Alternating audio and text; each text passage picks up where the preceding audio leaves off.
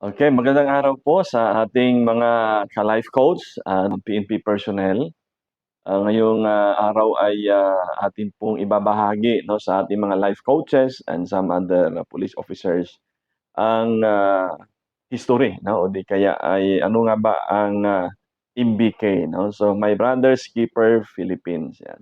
Kung napapansin niyo po sa ating pong mga trainings, lalong-lalo na sa pagpapatupad ng SWIM 'no, MBK is actively involved 'no, sa Squad Weekly Interactive Meeting na parte po ng internal cleansing ng atin pong PNP.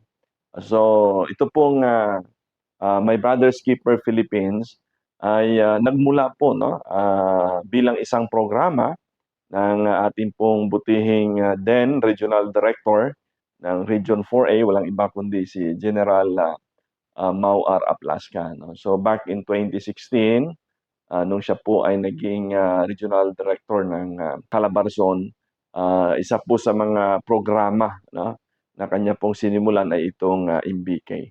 Na kung saan ang mga kapulisan po sa buong Calabarzon ay mayroong group of 5 to 8 'no, sa isang squad. Kaya po siya tinawag na Squad Weekly Interactive Meeting 'no. So na-organize po itong programa in 2017 'no, sa tulong po ng ating pong butihing very passionate na First Medal of Valor awardee, walang iba kundi si Police Colonel Elmar Celiador 'no, and other life coaches, pastors involved at ilan po mga officers that are really advocating 'no.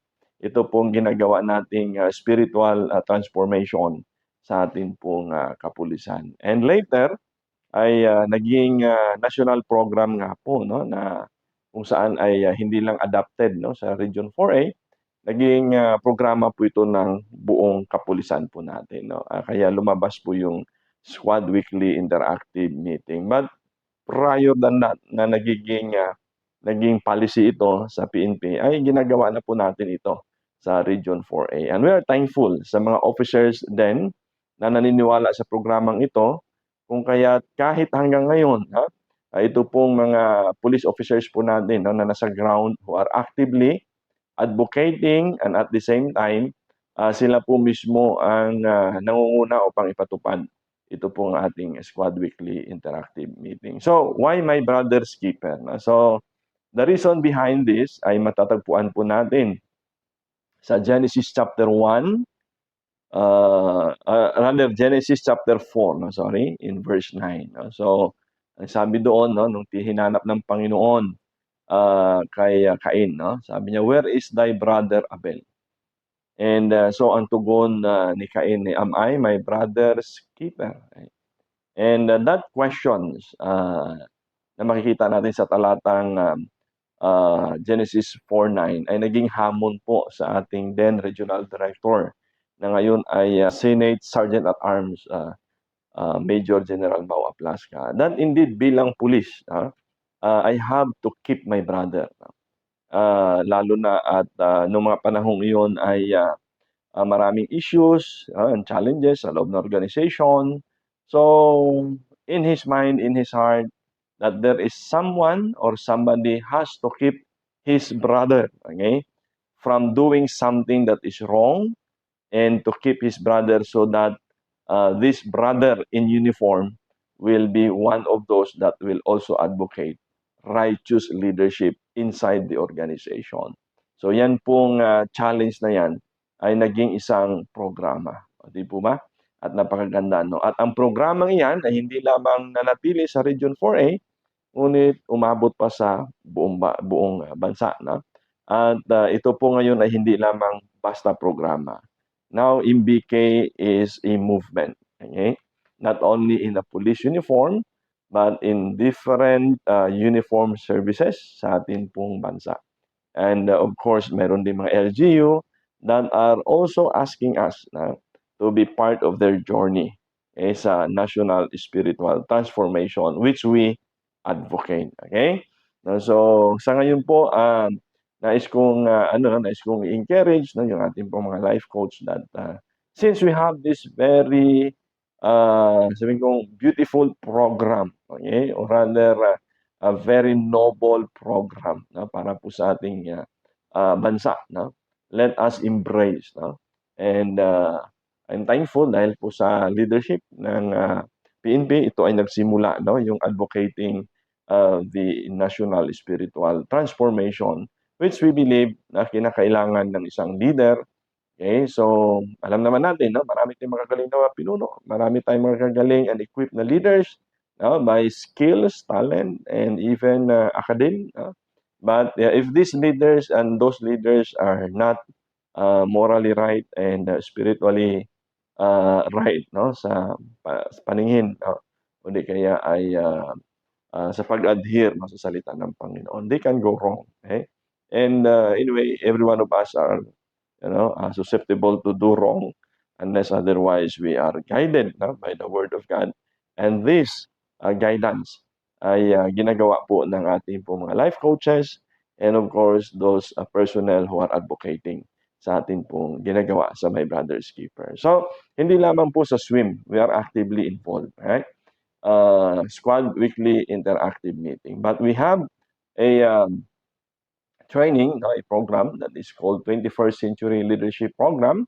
And ito po ay in partnership of APIS, no, Asia Pacific Institute of International Studies, okay, na based po sa Singapore. And I can highly recommend this training. Many of our senior officers have been through this training and they appreciate the training. I believe it will help, no, sa atin pong mga leaders on not only leading our men, our organization the way we want, no, but in leading the organization the way God wants us, because we are called to lead, no? At even our constitution, okay? So I believe that most of you are familiar that in our preamble, okay, of 1987 Constitution, ang sabi po doon, we as Filipino people, okay, dapat daw tayo ay magkaroon, no, ng pag-appreciate sa Panginoon, no? So if I may stated, no, we the sovereign Filipino people, okay? Tayo po ay isang bansang malaya, isang bansang mayroong sariling kumbaga ay soberenya, okay? At sabi doon ay we are imploring the aid of Almighty God. For what purpose? Okay? To govern, to lead a just and a humane society. Okay? So even our forefathers, no, na nag-craft ng ating pong constitution ay they understand ang kahalagahan po ng Panginoon sa ating bayan or na itataas ang pangalan ng ating Diyos sa ating bayan.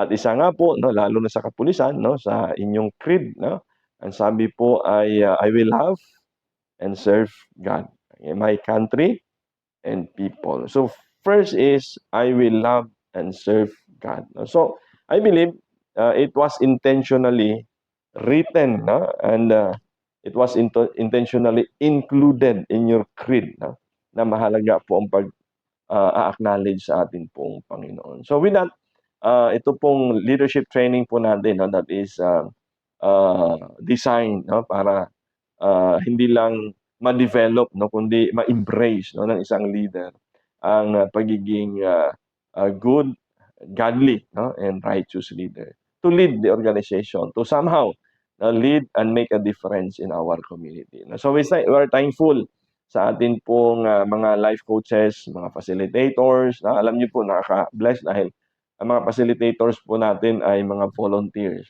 Some of them are retired in their field of expertise sa corporate world o sa uniform service. And now, seeing the opportunity to serve and be part of this movement, they are offering their time, even the resources, to be one of our facilitators. So with that, thank you very much po. And see you in the ground, okay? And if you want to know more about MBK, our swim, our 21st century leadership, no? Just message us, send a message in our Facebook page dito po sa My Brother's Keeper of Philippines. Thank you and God bless po sa atin lahat.